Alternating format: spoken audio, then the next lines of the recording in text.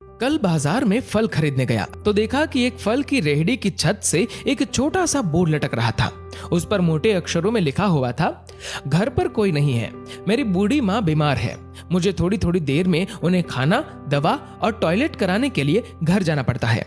अगर आपको जल्दी है तो अपनी मर्जी से फल तोल ले, रेट साथ ही में लिखे हैं, पैसे कोने पर गत्ते के नीचे रख दे, धन्यवाद। अगर आपके पास पैसे नहीं हो तो आप मेरी तरफ से मुफ्त ले जाना, इजाजत है।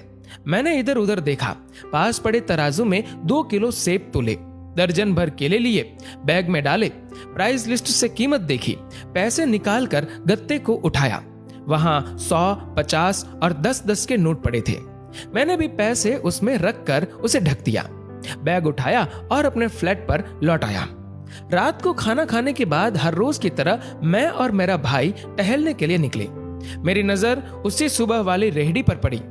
करीब से देखा तो एक कमजोर सा आदमी, दाढ़ी आधी काली आधी सफेद, मैले से कुर्ते पजामे में रेहड़ी को धक्का लगाकर बस जाने ही वाला था। वो हमें देखकर मुस्कुराया और बोला, साहब फल तो खत्म हो गए।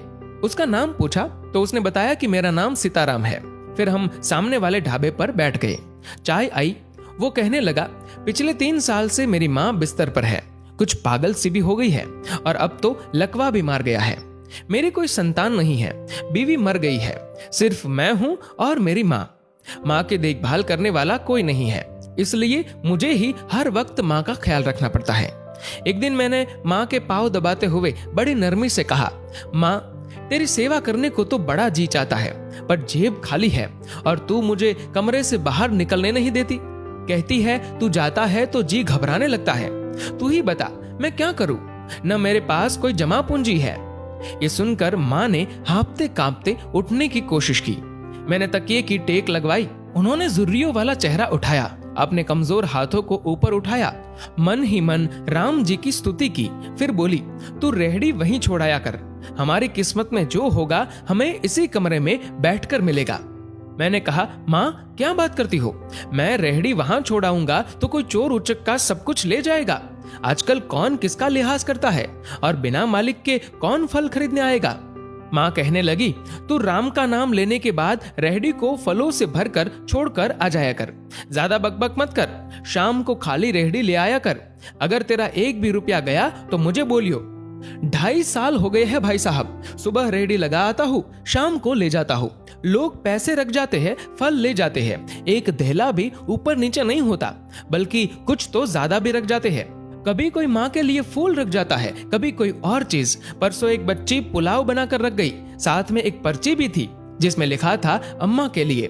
बीते हफ्ते एक डॉक्टर अपना कार्ड छोड़ गए, पीछे लिखा था माँ की तबीयत नाजुक हो तो मुझे कॉल कर लेना, मैं आ जाऊंगा।